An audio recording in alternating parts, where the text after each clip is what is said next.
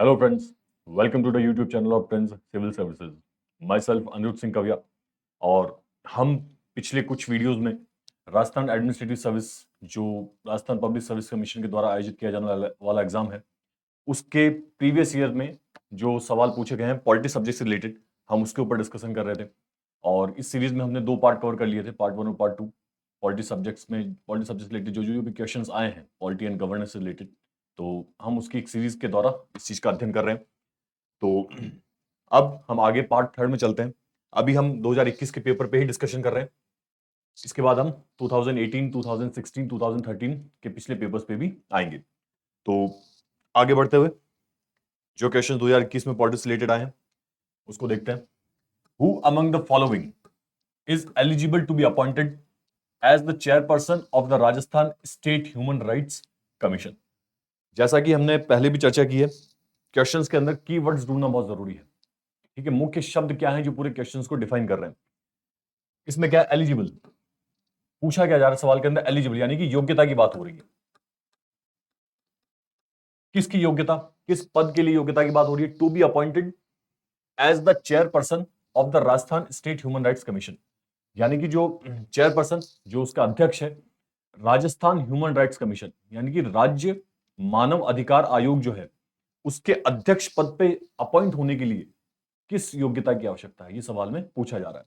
Options हमारे पास है। Chief secretary of the level officer, मुख्य सचिव लेवल का कोई अधिकारी है। Chief justice of the high court, Rajasthan, sorry not Rajasthan, chief justice of high court किसी भी उच्च न्यायालय का मुख्य न्यायाधीश। नॉर्मली जब हाईकोर्ट की बात हो रही है तो जिस राज्य में अपॉइंट किया जाए उसी राज्य के बारे में हम बात करेंगे।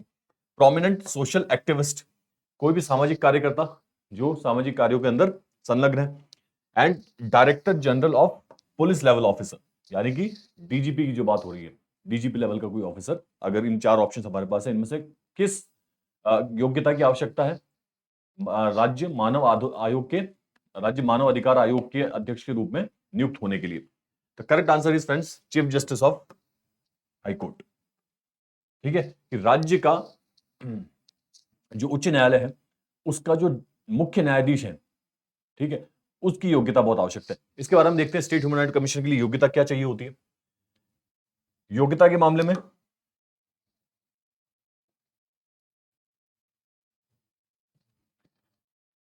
State human rights commission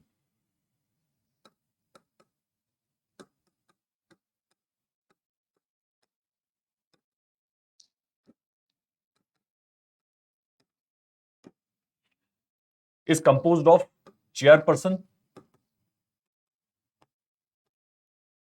plus 2 members। राज्य मानव अधिकार जो आयोग जो होता है वो मल्टी मेंबर बॉडी है, बहुत सदस्यीय एक संस्था है, एक से ज्यादा सदस्य होते हैं उसके। इसका मतलब एक से ज्यादा सदस्य कौन है? वो चेयरपर्सन है एक तो, और 2 मेंबर्स हैं। इनमें योग्यता क्या है? चेयरपर्सन होने के लिए आपके पास क्या योग्यता होनी चाहिए? You should be retired chief justice और जज ऑफ हाई कोर्ट। ठीक है, किसी भी उच्च न्यायालय, उस पर्टिकुलर उच्च न्यायालय की आवश्यकता नहीं, किसी भी उच्च न्यायालय के, या तो आप रिटायर्ड चीफ जस्टिस रहे हो या क्या रहे हो, जज ऑफ द हाई कोर्ट रहे हो। ठीक है, रिमेंबर, रिटायर्ड चीफ जस्टिस, मुख्य न्यायाधीश, या तो उस किसी उच्च न्यायालय के रहे हो या उस उच्च न्यायालय के अंदर आप सामान्य जज भी रहे हो, चीफ जस्टिस जरूरी नहीं है। ठीक है, मेंबर 1, मेंबर नंबर 1, 2 मेंबर्स की बात हो रही है, तो मेंबर नंबर 1 क्या है? जज of the high court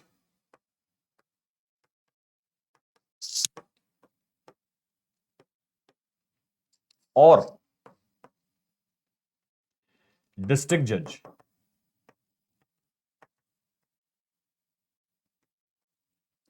with 7 years experience. यानी कि 7 साल का अगर डिस्ट्रिक्ट जज को अनुभव है डिस्ट्रिक्ट जज के रूप में, तो उसको भी नियुक्त किया जा सकता है। या तो जज ऑफ द हाईकोर्ट को एक मेंबर नियुक्त कर दिया जाए, अगर वो नहीं है तो आप डिस्ट्रिक्ट जज को भी नियुक्त कर सकते हो, लेकिन उसके पास 7 साल का एक्सपीरियंस होना चाहिए एज ए डिस्ट्रिक्ट जज। Member number 2,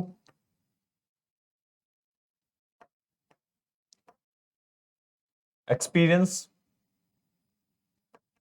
person with experience and knowledge in human rights. मानव अधिकार के क्षेत्र में जो मेंबर नंबर 2 है उसके पास अनुभव भी होना चाहिए और ज्ञान भी होना चाहिए। ठीक है, उसने काम किया हुआ एज ए सोशल वर्कर किया हो, सोशल एक्टिविस्ट किया हुआ हो। ठीक है, किसी भी रूप में उसने मानव अधिकार के क्षेत्र के अंदर एक पर्याप्त उसके पास अनुभव हो और ज्ञान हो। तो ये आपके यहाँ पे लिखे रिटायर्ड और सर्विंग जज, सॉरी, रिटायर्ड एंड सर्विंग। जो मेंबर नंबर 1 है वो रिटायर्ड या सर्विंग जज ऑफ द हाई कोर्ट हो सकते हैं या डिस्ट्रिक्ट जज ऑफ विद 7 ईयर एक्सपीरियंस हो सकता है। तो ये स्टेट ह्यूमन राइट कमीशन का कंपोजिशन है, उसका जो ऑर्गेनाइजेशन है, किस प्रकार से स्टेट ह्यूमन राइट कमीशन बनता है। Chairperson plus 2 members. चेयरपर्सन कौन होगा? रिटायर्ड चीफ जस्टिस और जज of the high court. Member number 1 retired और सर्विंग जज ऑफ द हाई कोर्ट और डिस्ट्रिक्ट जज with 7 year experience. And member number 2 person with experience and knowledge in human rights. ठीक है, मानव अधिकार के क्षेत्र के अंदर उसने पर्याप्त अनुभव और काम किया हुआ हो। तो ये स्टेट ह्यूमन राइट कमीशन का कंपोजिशन है। तो हमारा क्वेश्चन था कौन अपॉइंट किया सकता है? Chief justice of the high court appoint किए जा सकते हैं। चलिए नेक्स्ट क्वेश्चन पे आते हैं। Which of the following is not true about the objectives of the right to information act? अब यहां पे अगेन कीवर्ड्स नॉट ट्रू। सबसे पहले तो ये देखिए क्या पूछ रहा है, नॉट ट्रू, दैट मींस कि which is false about the objectives of the right to information act, RTI.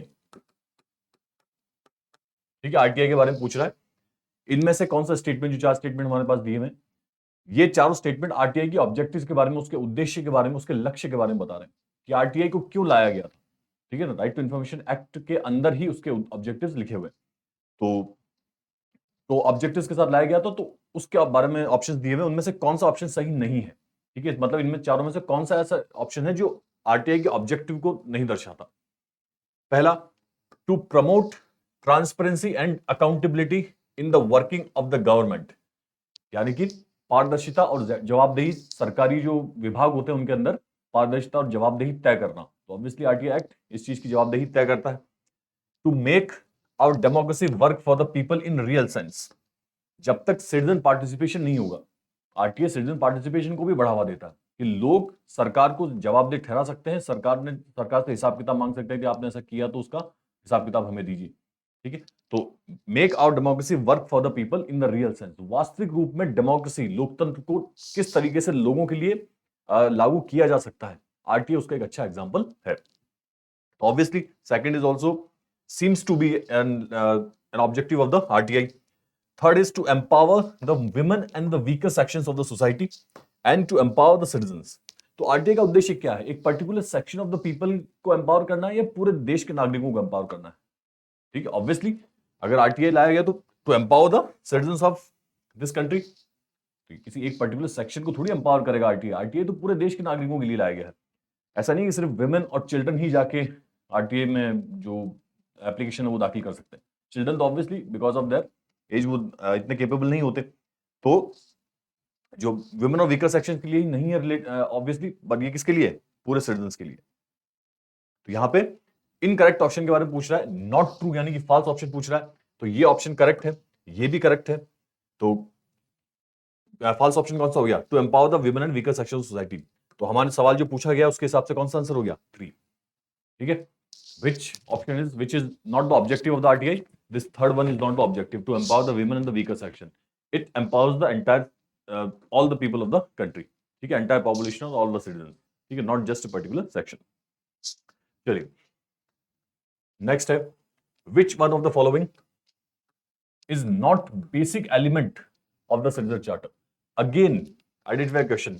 Not मतलब 4 ऑप्शन दिए हुए, उसमें से पूछा जा रहा है which one is not basic element of the citizen charter. Citizen charter क्या है दोस्तों? सिटीजन चार्टर इज नागरिक अधिकार पत्र।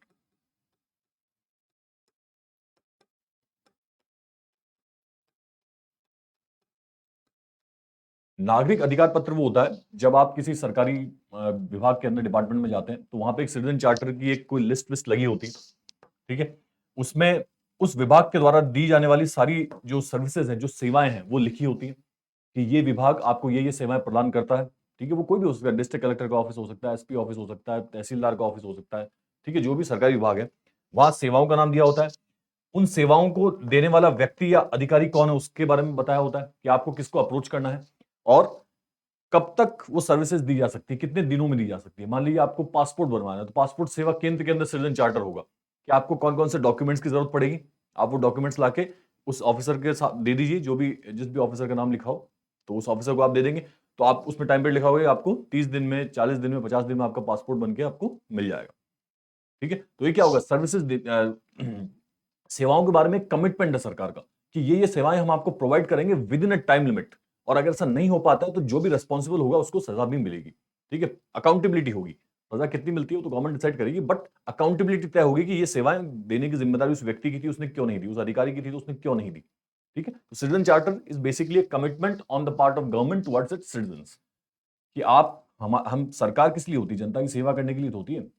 It is the biggest service provider in the country. सबसे ज्यादा सेवाएं कौन देता है देश के नागरिकों को, सरकारें देती हैं। तो जितने भी सरकारी डिपार्टमेंट हैं उसके अंदर सिटीजन चार्टर होता है, जो तय करता है कि कौन कौन सी सेवाएं उस विभाग के द्वारा दी जा रही हैं और कितने समय सीमा में दी जा सकती है। अगर नहीं दी जाएंगी तो कौन व्यक्ति अकाउंटेबल होगा, रिस्पॉन्सिबल होगा, तो उसके बारे में सिटीजन चार्टर होता है। आप डॉक्यूमेंट वगैरह भी, रिकॉर्ड मंगरी मान सकते हैं गवर्नमेंट वगैरह से, डिपार्टमेंट से, किसी से भी। तो क्या पूछ रहा है, which one of this is not the basic element of the citizen charter? Description of the services being provided by the department और द एजेंसी, यानी कि सरकार का जो भी डिपार्टमेंट एजेंसी है वो जिस प्रकार की जितनी सर्विसेज प्रोवाइड करता है उसके बारे में एक डिस्क्रिप्शन देना। तो obviously it is the obviously citizen charter का बेसिक एलिमेंट है ये। Promotion of the various methods to get benefit from the services available, यानी कि सिटीजन चार्टर तब मैटर करेगा जब लोगों को सिटीजन चार्टर के बारे में पता होगा, तो उसका प्रमोशन करना भी सिटीजन चार्टर का एक बेसिक एलिमेंट है, so that people get more educated about citizen charter. Citizen charter होता क्या है, ठीक है ना? More and more people will know about citizen charter, then only will be able to derive benefit out of it. तभी तो उससे फायदा उठा पाएंगे, तभी तो वो किसी कोई ऑफिसर है तो अकाउंटेबल, अगर उसने सर्विसेज नहीं दी टाइम पे तो उसको अकाउंटेबल ठहरा सकते हैं, अदरवाइज नहीं होगा। तो obviously promotion of the various method to get benefit from the services available, to expect any public record, ठीक है, सरकारी कोई भी रिकॉर्ड होता है, ठीक है, तो वो भी आप निकाल सकते हो, कोई भी डॉक्यूमेंट वगैरह सरकार का। Provision for the inspection of the agencies work, कि आप एजेंसी क्या काम कर रही है उसका इंस्पेक्शन करो जाके, आप जांच करो जाके। तो ऑब्वियसली नागरिकों को इतना अधिकार नहीं होता कि वो किसी एजेंसी के जाके इंस्पेक्शन कर सके। ठीक है, तो obviously which is not the basic element, the fourth one is not the basic element of the citizen charter. बाकी तीन जो है सिटीजन चार्टर बेसिक एलिमेंट में काउंट किए जाते हैं, ये काउंट नहीं किया जाता। ठीक है, तो that's all for today, will meet very soon with the part 4। Till then, thank you very much, have a good day.